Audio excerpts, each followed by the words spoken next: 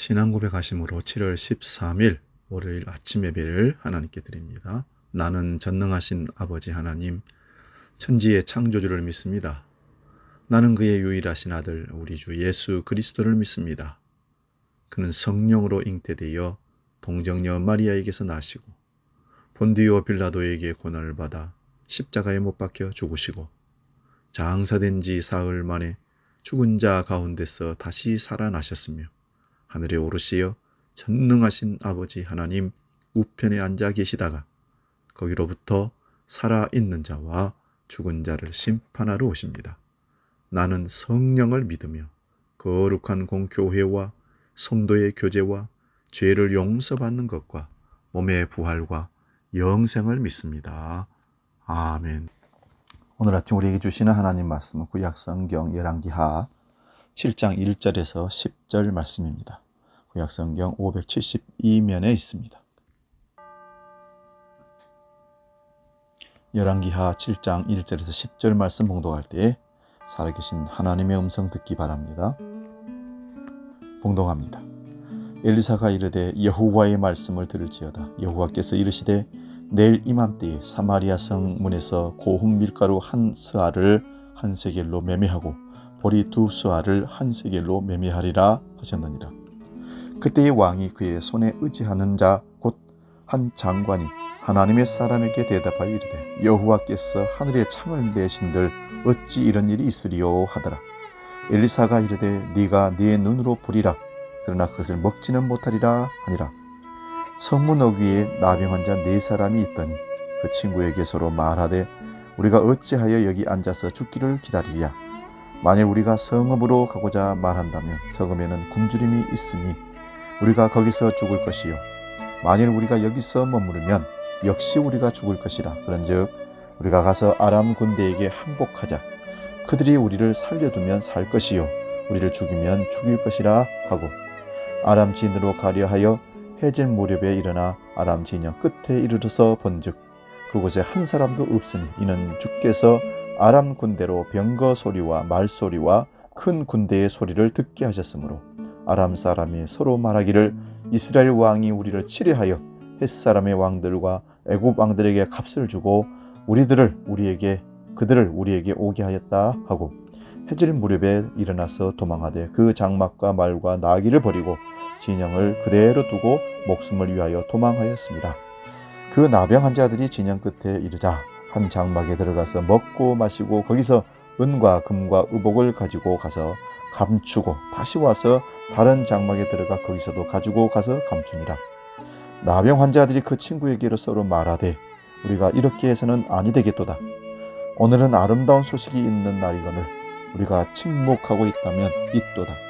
만일 밝은 아침까지 기다리며 벌이 우리에게 미칠지니 이제 떠나 왕궁에 가서 알리자 하고 가서 성읍 문지기를 불러 그들에게 말하여 이르되 우리가 아람 진영에 이르러서 가보니 거기에 한 사람도 없고 사람의 소리도 없고 오직 말과 나귀만 매여 있고 장막들이 그대로 있더이다 하는지라. 아멘. 이 말씀 가지고 오늘 떠나지 않고는 아름다울 수가 없다. 이런 제목으로 은혜 나눕니다. 세계 2차 대전을 그린 영화 로메로 장군의 한 장면이 생각납니다. 독일 나치에 정했던 네지당트들이 감옥에서 끌려나와 처형을 당하게 되는데 포로들이 기둥에 묶이는 상황에서 한 사람이 억울함을 호소합니다. 나는 장사나 하고 돈이나 벌며 살다가 잘못 잡혀온 사람입니다. 그러니 나는 저항운동과는 상관도 없고 관심도 없습니다. 나는 무죄입니다. 죽을 이유가 없습니다. 나를 살려주세요. 그러나 독일 군인들은 아랑곳하지 않고 그 사람을 기둥에 묶습니다. 그때 묶여있던 한 네지스탕스가 말했습니다. 아무것도 하지 않는 것, 그것이 당신의 죄입니다. 지금까지 5년 동안 전쟁이 계속되었고 수백만 명의 피를 흘리며 죽어갔습니다. 우리 조국과 민족이 멸망 직전인데 아무것도 하지 않았다면 그것이 오늘 당신이 죽어야 될 이유입니다. 우리는 하지 않아야 할 것을 하는 것이 죄라고 생각합니다. 그러나 반대로 해야 될 것을 하지 않는 것도 죄라는 생각을 결코 잊어서는 안 됩니다. 적극적으로 따진다면 기준은 달라질 수 있습니다. 하지 말아야 할 것을 하는 것도 죄지만 해야 할 것을 하지 않은 것도 더 죄가 된다는 사실입니다. 예수를 믿는 사람들이 해야 할 중요한 일 두 가지가 있습니다. 먼저 사회적 책임인데요. 가난하고 어려운 사람들을 돌보는 것입니다. 그런데 사회적 책임을 지는 것보다 더 중요한 일이 있습니다. 그게 바로 영혼의 생명을 살리는 복음 전도의 사명입니다. 육신의 굶주림을 해결하는 것도 필요하지만 영혼의 굶주림을 돌보는 관심을 갖는 것, 그것이 바로 교회가 성도가 해야 할 더 본질적인 사명입니다. 인생의 목적이 무엇인지 행복과 기쁨을 모른 채 이 세상에 방황하는 이들이 우리 주변에 너무 많습니다. 이들에게 생의 가치를 일깨워주고 복된 인생을 살게 하는 것이 교회의 사명입니다. 요한복음 20장 21절에서 예수님께서 분명히 말씀하십니다. 아버지께서 나를 보내신 것 같이 나도 너희를 보내노라. 왜 보낼까요? 이 사명을 감당하러 보내는 겁니다. 이 땅을 살려내기 위한 승리는 파송받은 우리들, 대사들인 전도자인 우리들입니다. 본문은 그리스도인에게 주어진 복음전도 사명에 대해 오늘 말씀을 잘 대변해주는 말씀입니다. 이스라엘은 이웃나라인 아람의 침략을 받게 되었죠. 당시 이스라엘 가운데 만연한 우상숭배와 죄에 대한 하나님의 징계였습니다. 군사적으로 열세였던 이스라엘은 사마리아 성에 포위되어 갇히게 됩니다. 이스라엘의 식량이 떨어져 굶어 죽을 때까지 기다리는 고사작전을 아람 군대는 시작했습니다. 마침내 사마리아 성 내에는 처참한 식량 부족 사태가 벌어집니다. 이스라엘 사람들이 부정탄 음식이라고 먹지 않았던 나귀 머리를 삶아서 먹고 비둘기 똥을 비싼 거래에 내놓고 서로 살려고 그것도 줄을 섭니다. 그러다가 안 되니까 아이들을 잡아먹는 참혹한 사태까지 벌어지게 되었죠. 어린 아이들을 오늘은 우리 아이, 내일은 당신의 아이를 잡아먹자, 이런 얘기였습니다. 이스라엘은 속수무책으로 죽을 수밖에 없는 시간들을 기다릴 수밖에 없었습니다. 이스라엘 역사에 관한 이야기지만 우리에게 주는 교훈이 아주 큽니다. 수천 년 전 얘기가 아니라 죄 때문에 하나님을 떠난 인생의 처참한 모습이 오늘 이 모습입니다. 살려고 서로 물고 죽이는, 전쟁을 방북해 하는 처절한 생존 경쟁이 우리 사는 세상 가운데 일어나고 있습니다. 서로 이권이 걸리면 부모 형제라도 혈육의 정을 무시할 정도로 법정 투쟁을 불사합니다. 어제의 동지도 얼마든지 내일은 적이 될 수 있는 냉엄한 현실 속에 있습니다. 절망적인 극한 상황 속에서 하나님의 사람이 엘리사가 나타나서 예언을 합니다. 내일 이맘때면 성 안에 있는 모든 백성들이 배부르게 먹게 되리라는 예언이죠. 1절입니다. 엘리사가 이르되 여호와의 말씀을 들을지어다. 여호와께서 이르시되 내일 이맘때에 사마리아 성문에서 고운 밀가루 한 스와를 한 세겔로 매매하고 보리 두 스와를 한 세겔로 매매하리라 하셨느니라. 이 예언을 듣고 왕과 왕 신하들은 선지의 말을 믿지도 듣지도 않으려고 합니다. 그날 밤에 하나님은 예언의 말씀대로 놀라운 일을 행하십니다. 아람 군대들이 집단적으로 환청에 들려서 자기네들보다 강한 애굽 군대가 이스라엘을 도우려 온 것으로 착각하게 하고 결국은 식량과 부와 모든 걸 버리고 도망을 치게 됩니다. 사마리아 성에 갇혀있던 백성들에게는 구원의 길이 열린 것입니다. 하나님이 놀라운 일을 행하셨지만 선지자의 말을 듣지 않고 성 안에 머물러 있던 백성들은 그것을 알지 못했습니다. 그런 일이 있으리라고는 꿈에도 생각지 못했고 여전히 굶주림 속에서 신음하고 죽어가고 있었습니다. 그런데 성문 밖에 있던 나병 환자 4사람이 서로 의논을 합니다. 3절 4절입니다. 성문 어귀에 나병 환자 4사람이 있더니 그 친구에게 서로 말하되 우리가 어찌하여 여기 앉아서 죽기를 기다리랴. 만일 우리가 성읍으로 가자고 말한다면 성읍에는 굶주림이 있으니 우리가 거기서 죽을 것이요. 만일 우리가 여기서 머무르면 역시 우리가 죽을 것이라. 그런즉 우리가 가서 아람 군대에게 항복하자. 그들이 우리를 살려두면 살 것이요 우리를 죽이면 죽을 것이라 하고, 한마디로 죽으면 죽으리라 하고 아람 군대 진영으로 가겠다는 겁니다. 그것을 결단하고 4명의 나병 환자가 가서 보니 아람 군대는 도망가고 남겨놓은 음식과 양식의 군부화가 가득했습니다. 우리가 여기서 주목할 것은 4명의 나병 환자들은 아무것도 한 것이 없다는 사실입니다. 아람 군대가 있는 곳을 갔을 뿐이며 준비된 것들을 누리며 목숨을 부지했던 것뿐입니다. 우리를 구원하시는 하나님 방식이 너무나 잘 드러나고 있습니다. 구원받기에 내가 무엇을 하거나 노력할 필요가 없다는 거지요. 나를 위해 십자가 지신 예수님이 주셨습니다. 다 이루었다. 구원은 주어진 것이지 선물로 우리에게 온 것이지 우리가 노력해서 받는 행위의 구원이 절대 아닙니다. 그래서 에베소서 2장 8절에 너희는 그 은혜에 의하여 믿음으로 말미암아 구원을 받았으니 이것이 너희에게 난 것이 아니요 하나님의 선물이라. 예수 믿고 구원받은 우리는 이 풍성함의 복을 누리고 있습니다. 고통스러웠던 빈곤의 삶을 청산한 행복한 사람들이 바로 우리입니다. 나병 환자같이 그저 이래도 죽고 저래도 죽을 수밖에 없는 우리들에게 오늘 구원의 소식이 들려와서 우리는 마침내 예수 그리스도를 믿고 이제 복음의 복된 풍성한 삶을 누리고 있는 정말 복받은 사람들입니다. 이 복을 누리고 사는 우리는 이제 잠잠하지 말고 전해야 합니다. 나병 환자들이 아람 군대가 남긴 음식을 마음껏 먹고 부활을 감추자 한 생각이 떠올랐습니다. 9절 말씀입니다. 나병 환자들이 그 친구에게 서로 말하되 우리가 이렇게 해서는 아니 되겠도다.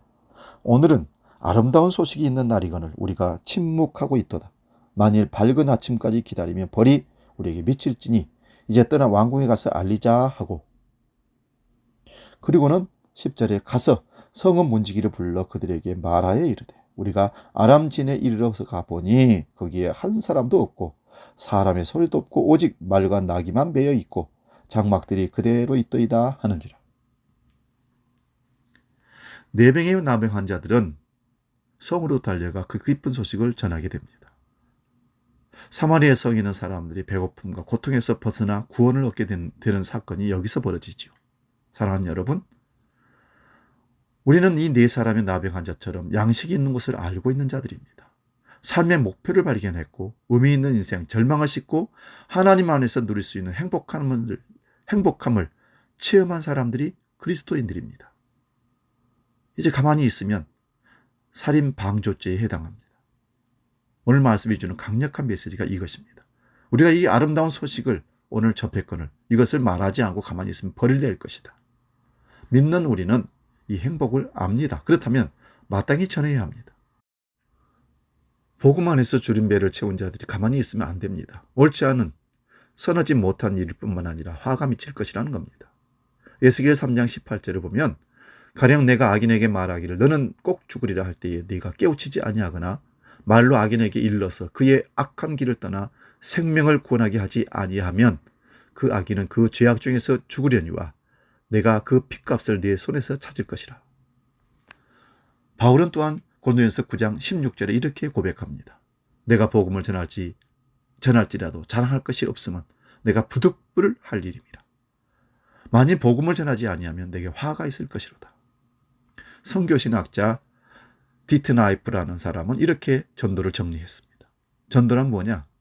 전도는 배고팠던 거지가 양식을 발견한 후에 그리고 그 양식을 취하면서 다른 배고픈 거지들이 가서 여기 빵이 있다고 전달하는 것이다. 전도에 대한 얼마나 쉬운 정의인지. 목말라 죽어가는 사람들이 생수를 발견한 사람이 목을 적신 후에 목말라 죽어가는 이웃들에게 찾아가서 여기 생수가 있다 같이 마셔라. 이게 전도라는 겁니다.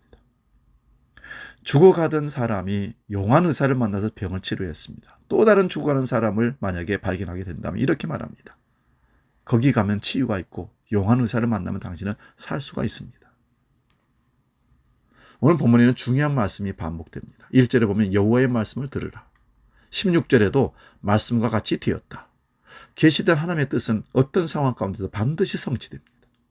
인생의 축복이 여기에 걸려 있습니다. 주인 되신 하나님의 말씀에 귀를 기울이고 사는 것이 축복입니다. 그럴 때 그대로 되는 역사를 우리는 경험하게 될 것입니다. 남은 생애 동안 아름다운 소식을 전하는 자로 우리 함께 삽시다. 조난자가 많이 발생하는 바닷가에서 구조소가 세워졌습니다. 보잘것없고 허름한 구조소였지만 많은 사람들이 살려냈기 때문에 사람들은 큰 관심을 가지고 기부금을 그 구조소에 내기 시작했습니다. 얼마 지나지 않아 매우 아름답고 큰 구조소가 세워졌고 사람은 그 구조소 회원이 된 것에 대해서 자랑스럽게 여겼습니다. 멋진 옷을 입고 정기적으로 모여서 파티도 열고, 그러나 그 사이에 그들의 관심은 조금씩 조난당하는 사람들에게서 멀어져 갑니다. 이젠 그들 중에 누구도 조난당한 사람들을 구하기 위해 바다에 뛰어들지 않으려고 합니다. 뛰어들다가 나도 죽는데. 이쯤 되면 구조소 본래의 목적인 조난자 구조를 위해 바닷가에는 또 다른 허름한 구조소가 세워지기 마련입니다. 물에 빠진 사람을 구해내 생명을 살리는 것, 그게 구조소가 해야 할 일입니다. 그러나 그곳에도 기부금이 들어오기 시작하면 그 흐름했던 구조소는 또 큰 건물을 짓게 되고, 잘 차려입은 사람들이 모여 파티를 하고 바다에 빠진 조난자에게는 관심이 멀어지는 구조소가 되고 맙니다. 제가 지금 무슨 말을 하려는가 금세 아실 겁니다. 교회가 개척교회로, 구조소로 생명 살리겠다고 시작했다가 사람들이 말려들고 많이 몰려들고 헌금이 많이 모여지니 큰 구조소를 만들어 건축을 하고, 그러다 결국은 구조소에 들어있는 사람들끼리 서로 파티하고 즐기다가 정말 물에 빠져 죽어가는 이웃들을 구하지 않는 직무를 유기하는 한국교회가 아니겠는가. 오늘 우리 교회가 구조소는 제대로 구조소 역할을 감당하는 교회인가. 교회는 영혼을 구원하는 구조소입니다. 그런데 사이즈가 커지면서 사람들이 많이 몰려들면서 본래의 목적을 잃어버리지는 않았는가. 거대한 조직과 구성원들을 유지하고 관리하는 목적으로 변질되어가는 한국교회라면 더 이상 희망이 없습니다. 이제 바다에 떠내려가는 조난자들에게는 관심이 없는 듯하는 그런 모습이라면 하나님은 한국교회를 버리실 겁니다. 우리 다시 정신을 차려야 됩니다. 한국교회는, 우리 주한교회는 물에 빠진 사람들을 구조하는 구조소의 역할, 또한 우리 개인 성도 한 사람 한 사람 구조대원으로 사명을 다해야 할 줄로 믿습니다. 우리는 구조소이고 우리는 구조대원입니다. 이 사명의식을 망각하면 더 이상 교회는 존재할 이유가 없습니다. 기도하겠습니다. 하나님 아버지, 움직이지 아니하면, 떠나지 아니하면 아름다운 결과를 볼 수가 없습니다. 떠나지 않고는 아름다울 수가 없다. 오늘 4명의 나병 환자들이 신음하고 고통하던 버려졌던 그 자리를 떠나서 아람의 군대 장막으로 들어갔을 때 그들은 기적을 맛보게 되었습니다. 오늘 우리는 4명의 나병 환자들처럼 버려진 존재들이고 가치없는 존재들이었습니다. 그러나 하나님은 우리에게 은혜를 베푸시고 살 길을 열어주시고 구원의 기쁜 소식을 주셔서 그 은혜 가운데 배불리 먹고 풍성하게 누리는 복을 누리게 되었습니다. 그런데 우리에게, 그런 은혜를 받은 우리에게 세상으로 다시 보내시면서 저 죽어가는 자, 오늘 생명의 소식을 듣지 못해서 죽어가고 있는 자들에게 이 복음을 가서 전해라. 우리를 보내셨건만 우리는 그 직무를 유기하고 현실 안주하며 살아가는, 망해가는 한국교회의 성도가 아닌지, 직무를 유기하고 있는 성도가 아닌지, 교회는 아닌지 우리 다시 한번 생각해 보게 해 주옵소서. 오늘 다시 우리가 일어서서 우리가 앉은 자리를 떠나 생명의 복음을 전을 들어야 할 사람들에게 보내지고 가져서 예수 그리스도를 전하는 피맺힌 그리스도의 사명을, 그 소원을 우리로 하여금 이루어낼 수 있도록 우리에게 힘주시고 믿음도 하시고 역사하여 주시옵소서. 우리 주한교회가, 한국교회가 이 사명을 다시 벌릴 듯 이렇게 세워서 마지막 때에 더 쓰임받는 믿음의 도구들, 구조소의 역할을 감당하는 우리 한국교회, 주한교회가 되게 하여 주시옵소서. 이제는 우리에게 사명을 주시고 땅끝까지 이르러 내 증인이 되라 하신 말씀을 오늘도 우리에게 또 주시는 우리 주 예수 그리스도의 은혜와 아버지의 놀라우신 그 사랑과 성령 하나님의 지키시고 보호하시고 인도하신 크신 역사가, 주신 사명, 이제 일어나서 아름다운 소식을 전하기로 약속하는 머리 숙인 주의 모든 백성들 머리머리 위에, 우리가 나아가는 미래 위에 영원히 함께 계시기를 간절히 축원하옵나이다. 아멘.